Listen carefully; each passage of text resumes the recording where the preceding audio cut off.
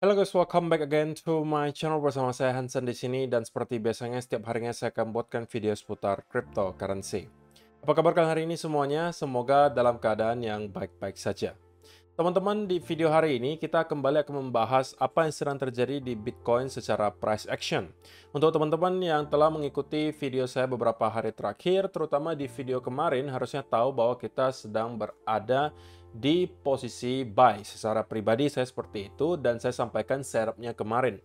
Dan itu telah take profit teman-teman, sudah hit TP kita dan kita bahkan melebihi gitu ya. Kalau misalnya teman-teman mungkin hanya take profit sebagian, harusnya sekarang kita sudah berada di area take profit berikutnya karena kita sudah kembali mendekati bahkan $60.000 tadi sebelum pada akhirnya mendapatkan pullback. Nah, di video hari ini kita bakalan bahas kira-kira apa yang bisa kita expect berikutnya in terms of price action. Jadi stay tune terus sampai akhir video. Nah, sekarang kita bakal mulai dari CoinMarketCap terlebih dahulu. Per hari ini secara global market cap crypto berada di angka 2,05 triliun dolar atau turun sekitar 2,77%. Nah, di top 10 coin sendiri kita juga melihat keadaannya sebenarnya dominan berwarna merah. Penurunannya ranging antara 0, sekian persen hingga kurang lebih 4%. Dan yang menjadi top performer hari ini adalah Bitcoin dengan kenaikan 1,63% ke 59.217 dolar. So, itu adalah outlook sementara dari beberapa top coin yang ada. Sekarang kita langsung aja masuk ke beberapa data dan berita terbaru hari ini. Nah, yang pertama teman-teman, kenaikan yang kita lihat terjadi di Bitcoin juga tidak terlepas dari bantuan inflow spot Bitcoin ETF. Nah, untuk kemarin kita melihat angka pembeliannya sebenarnya tidak kecil gitu ya. Fidelity membeli sekitaran 1020 Bitcoin, BlackRock 335 Bitcoin. Tetapi berita negatifnya adalah GBTC itu kembali mendapatkan outflow yang lumayan besar dan angkanya kemarin itu di 1210 Bitcoin. Jadi outflow GBTC terus berlanjut. Kita memang melihat sempat ada beberapa hari GBTC tidak jualan, tetapi secara overall selama beberapa bulan terakhir GBTC itu konstan selalu mendapatkan outflow. Walaupun tidak setiap hari, tapi konsisten rutinnya seperti itu.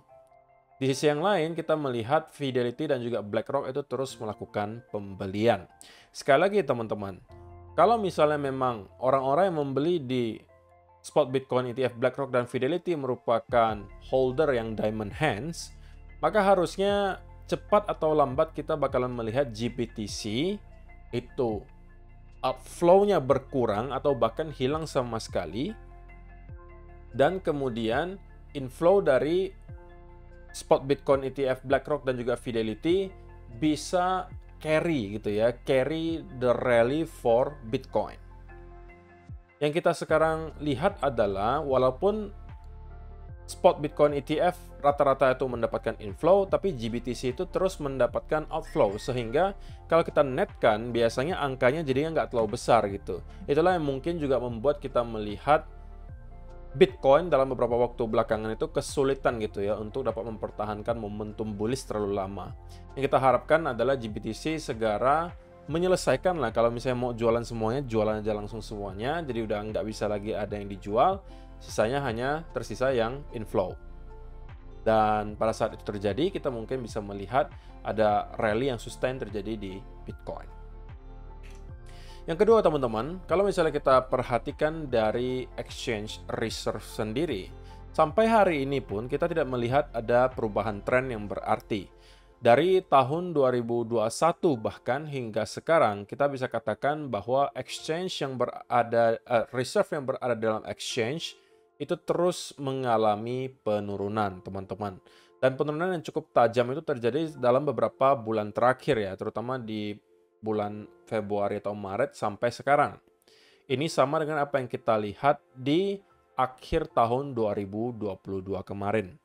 Guess what teman-teman, akhir tahun 2022 kemarin adalah area bottom bear market pada saat itu.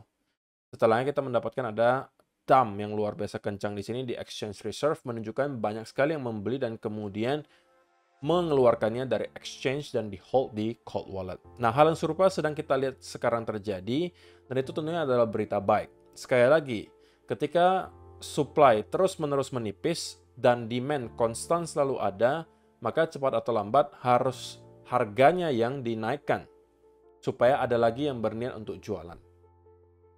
Jadi ini hanya teori simple supply and demand, teman-teman. Jadi yang kemudian terjadi kalau misalnya kita perhatikan, teman-teman, adalah bahwa Bitcoin terkonsolidasi selama berbulan-bulan terakhir gitu ya. Sebenarnya ya kalau kalian perhatikan di bottom bear market akhir tahun 2022, kita juga melihat ada konsolidasi yang sangat lama, teman-teman. Bahkan jauh lebih membosankan daripada apa yang kita lihat beberapa waktu belakangan. Pada saat itu dari bulan November hingga ke bulan Januari tahun 2023, kita itu hanya stuck di range 18.000 sampai ke 14.000. Bayangkan sebosan apa itu. Gitu kan? Sebenarnya range-nya itu dari sini, teman-teman. Dari Juni 2022 hingga ke kurang lebih Januari 2023. Jadi kurang lebih setengah tahun kita terkonsolidasi di sini sebelum pada akhirnya kita rally. Nah, disinilah teman-teman kita kemudian melihat ada penurunan yang signifikan di exchange reserve. Tapi itu bukan berarti ketika ada penurunan yang tajam, lalulah kita langsung melihat akan ada rally. Perlu waktu, teman-teman. Dan sama juga dengan yang kita lihat kali ini, kita telah terkonsolidasi cukup lama, teman-teman. Dari bulan Maret hingga sekarang. Maret, April, Mei, Juni, Juli, Agustus. Ya kurang lebih juga udah setengah tahun ya. Kita terkonsolidasi dan kita masih belum berhasil untuk keluar dan break dari broadening wedge di sini. Atau kalian mau sebutnya expanding flat, bebas deh, yang mana aja boleh gitu ya. Jadi so far sebenarnya bagi saya tidak ada yang berubah di time frame besar. Semua yang kita lihat selama berbulan-bulan terakhir itu menurut saya pribadi masih adalah dalam bentuk konsolidasi yang wajar dan ini masih berpotensi menghasilkan rally berikutnya ke atas. Cuma pertanyaannya memang adalah kapan kita akan menyelesaikan konsolidasi ini, gitu kan? Apakah bulan depan, bisa berbulan-bulan lagi, who knows? Tapi selama konsolidasi ini mampu kita pertahankan, maka secara teori itu harusnya merupakan pattern yang bullish. So, untuk daily dulu teman-teman, ada satu hal yang positif yang mungkin bisa kita jadikan sebagai salah satu berita baik hari ini, adalah daily candle itu kembali close di atas 58.600. Yang saya sampaikan di video kemarin, pengen saya lihat terjadi di Bitcoin. So, itulah yang persis terjadi, teman-teman. Kita close di atas 58.600-an. Dan itu adalah berita yang baik menurut saya. Sekarang, kalau misalnya kita melihat di time frame yang lebih kecil, pergerakan di Bitcoin sebenarnya ya tidak terlalu meyakinkan juga ya. Rally yang kita lihat di sini cenderung tidak terlalu impulsif, tapi setidak-tidaknya ini telah hit target kita ya, teman-teman. Kalau kalian masih ingat di video kemarin, saya sampaikan saya sudah mempunyai posisi pada saat itu adalah buy yang diakibatkan setup inverse head and shoulder di sini, breakout dari area inverse head and shoulder tersebut. Ini adalah entry bagi saya, targetnya kurang lebih 58.800, itu adalah target pertama. Nah, kita telah berhasil hit area tersebut, bahkan kita berada sedikit di atasnya, tadi hampir kembali menyentuh ke area $60.000. Jadi selamat kalau misalnya ada dari teman-teman yang sempat memanfaatkan setup tersebut. Nah, tetapi kalau misalnya untuk teman-teman yang belum sempat mempunyai posisi apapun, maka sekarang tentunya bukan saat yang baik lagi untuk start membeli. Bukan berarti kita tidak bisa melanjutkan kenaikan, tetapi belum ada lagi setup yang bisa dimanfaatkan, teman-teman. Itu aja yang menjadi masalah.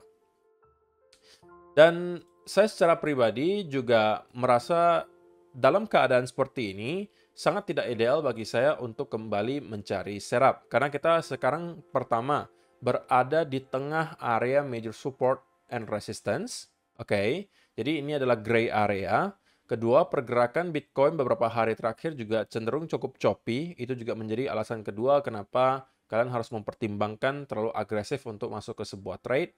Yang ketiga, kita sekarang sedang berada di weekend. Otomatis pergerakan harga cenderung tidak akan terlalu fluktuatif, volatility tidak akan terlalu tinggi, dan itu juga menjadi alasan berikutnya kenapa kalian mungkin bisa stay away from the market terlebih dahulu selama beberapa waktu. Nah, setup berikutnya yang akan saya manfaatkan jika memang dikasih, teman-teman, adalah pertama, jika kita bisa mendapatkan rally untuk kembali ngeretes ke area trendline di sini dan kemudian ada reversal pattern lagi dari sana. Ini akan kembali saya manfaatkan. Oke, selama weekly candle belum berhasil close di atas 60.000, maka setiap retest ke area 60.000 itu adalah peluang untuk short, teman-teman. Oke, tapi kalau misalnya kita sudah berhasil reclaim weekly candle di atas 60.000, maka dari sana saya akan mungkin stop untuk mencari short dan flip justru mencari ke arah long. Jadi kalau kita kembali menyentuh ke area ini, maka saya harus asumsikan dari sana kita akan kembali mendapatkan selling pressure. Dan kalau misalnya ada setup untuk short, ya akan saya ambil. Beda cerita kalau misalnya kita telah berhasil untuk breakout di atas area trend tersebut, ya tentunya saya tidak akan melakukan short. Dan justru mungkin akan mencari peluang untuk long. Nah, sebaliknya, kalau misalnya kita tidak berhasil untuk nyampe ke area ini dan kembali mengalami sell off, kali ini saya mungkin akan lebih prefer untuk tidak mencari peluang untuk long. Alasannya kenapa? Alasannya karena teman-teman kita ya berpotensi membentuk lower low dan lower high. Dan ini bisa menjadi lower high terakhir untuk kita kembali mendapatkan drop berikutnya dan membentuk lower low baru. Alasan kenapa kemarin saya cari buy setup di sini adalah karena saya meyakini banyak sekali pool of liquidity di sekitaran area ini. Maka saya tandai di sini. Tapi untuk sekarang, pool of liquidity tersebut telah terjemput, teman-teman. Dan kalau memang kita tetap tidak bisa maintain momentum bullish di sini, maka itu cukup mengkhawatirkan ya. Dan itu bisa membawa sell off berikutnya ke bawah dan kita bisa memperpanjang konsolidasi ini. Oke. Dan saya baru mungkin akan mencari lagi peluang untuk long jika sampai memang kita berhasil untuk kembali ke area 50.000 sampai 52.000 dolar. Oke. Atau jika memang ada semacam fake out ke bawah, inverse head and shoulder, nah ini mungkin juga bisa ya. Bebas tergantung yang mana aja yang terjadi. Jadi sekali lagi di sini teman-teman, kita tidak sedang mencoba untuk mendahului market. Kita sekarang sedang mengidentifikasi senario-senario mana aja yang berpotensi untuk terjadi. Dan dari senario nanti yang terjadi, misalnya senario A yang terjadi, kita nyampe ke sini kemudian ada reversal pattern. Ya berarti saya manfaatkan untuk short. Senario kedua, kalau kita breakout dan konsolidasi, ya udah saya manfaatkan untuk long. Kalau kita kembali drop membentuk inverse and shoulder, ya saya juga ambil long. Kalau kita drop sampai ke area 50.000 dan mendapatkan reversal pattern, ya juga saya ambil long. Jadi, saya tidak mencoba menebak habis ini market kemana, saya cuma beradaptasi saja terhadap apa yang market kasih ke saya. Jadi, saya planningkan terlebih dahulu, kalau sudah terjadi, saya tinggal ambil posisinya. Pertanyaannya, kalau semua senario yang tadi disebutkan nggak terjadi, gimana kok? Ya udah, berarti saya stay away from the market terlebih dahulu. Tidak ada kewajiban bagi saya untuk setiap hari berada di market, teman-teman. Sebagai seorang trader, kalian harus ngerti kapan harus agresif, kapan harus bersabar. Nah, kemarin kita mendapatkan ada setup dan itu sudah profitable. Jadi jangan sampai hanya karena kalian terburu-buru mau kembali masuk ke market, profit yang telah kalian hasilkan kemarin dan mungkin beberapa waktu terakhir, itu hilang dalam sekejap. Terlebih lagi kalau kalian yang sudah mulai start overconfidence. Jadi itu jangan sampai kalian lakukan. Jadi kesimpulannya teman-teman, untuk short term, sebenarnya saya cenderung masih merasa Bitcoin bisa terus merangkak naik ke atas dari sini dan ngeretest ke area trendline ini. Tapi kenapa nggak long aja kok kalau misalnya biasnya seperti itu? Karena nggak ada setupnya. That's it. Oke. Barulah dari sana, kita mungkin bisa kembali mendapatkan semacam rejection. Atau kali ini kita benar-benar bisa breakout. Tergantung yang mana. Bias ini saya ambil karena daily close yang terlihat cukup oke ya. Di atas kembali 58.600. Kita bisa expect bahwa area ini akan kembali menjadi support. Oke. Dan berarti kita akan kemungkinan besar kembali ngeretest ke area upper trend line atau setidak-tidaknya ke area 60.000 lagi di sini sebagai horizontal resistance. So, saya rasa itu aja sih teman-teman yang perlu saya sampaikan di video hari ini. Semoga bermanfaat untuk kalian semua. See you in the next video. Bye-bye.